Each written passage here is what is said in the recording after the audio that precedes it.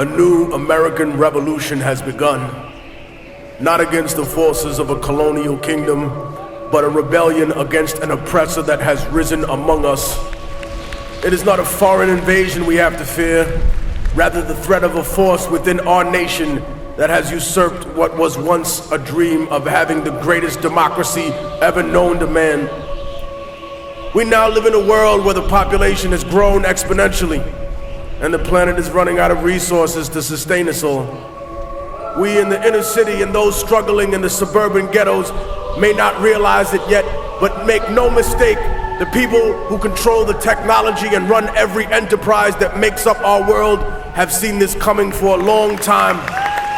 The ideas of renewable energy, global warming, the idea of collectively working were purposefully bought out, derailed, demonized, or corrupted in favor of an economic structure designed by a monetary caste system. In a desperate attempt to convince us that we need to maintain that extravagant existence, they've pretended we might share in their dream, that we can justify any inhumanity in its name. Out of this blind ignorance was born the curse of slavery. Many of the founders of this nation were themselves Masons. That is not a left-wing or right-wing conspiracy theory. It is a widely known and accepted fact. So then explain to me how a nation founded by men who not only understood the long and complicated history of Europe, but also that of Africa, could permeate such a lie in convincing the American public that one race of men was superior and one inferior. When in fact we know that all the early men, the people who created civilization, every aspect of what we see today, the foundation of all modern human life, were from Africa. The greatest cowardice, of course, came not with slavery itself, unfortunately, but with the excuses for slavery.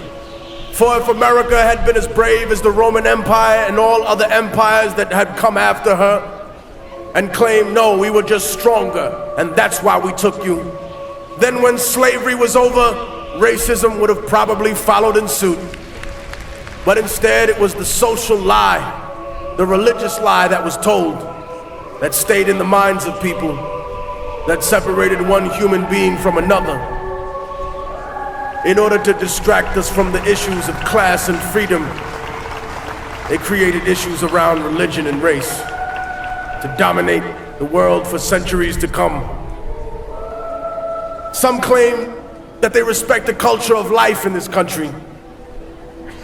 They cry out for the indignity of children that are slaughtered before they are born. But God has not penetrated their souls, for they have no empathy, nothing in their cold hearts for the hundreds of thousands of lives we have taken in our wars overseas, for that which they call collateral damage, which are the burnt and damaged children of the world. They have no prayers for them, only snide commentary on the internet and laughter in their hearts, and yet you claim to be one with God. We talk about immigration in this country. Might doesn't make right, ladies and gentlemen. It just makes right now.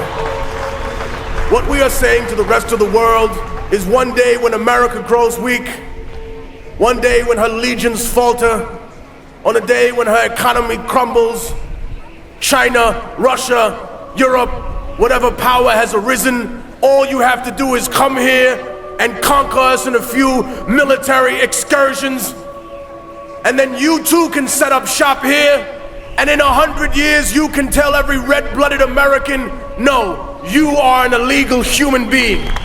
I am the true citizen. I have all the rights. You have no rights. Maybe you forgot how you got this country.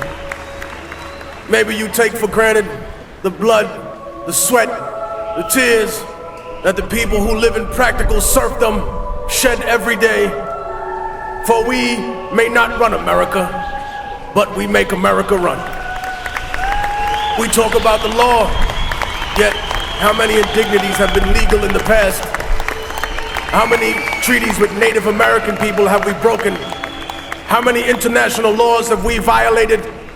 And speaking of laws, how can a corporation be regulated by a government that is funded and controlled by corporations?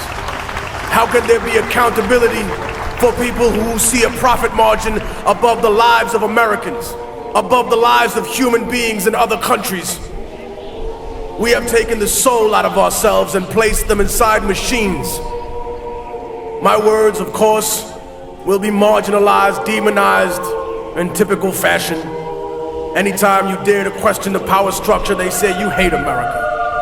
No, I love this country. I see its beauty every day in its people. And I love it a lot more than those that have abandoned the American worker, that have chose to exploit and try and take away every single benefit that she has.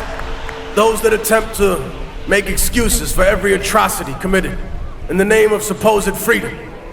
Those who demand accountability from everyone, but offer none themselves. Who favor contracts over lives, who favor invasion and control over organic democracy overseas. The greatest flaw that any intelligent person has is to think that they're smarter than everyone else. And so, as the government has planted its spies amongst us, we have planted our spies among them. They have infiltrated every branch of the American government. They have retrieved names, data, hard numbers, the paper trail that will expose those that truly control this country, those that control the political parties, those that control the oil industry, the energy, those that stand behind the companies, faceless, whose names have never been revealed until today.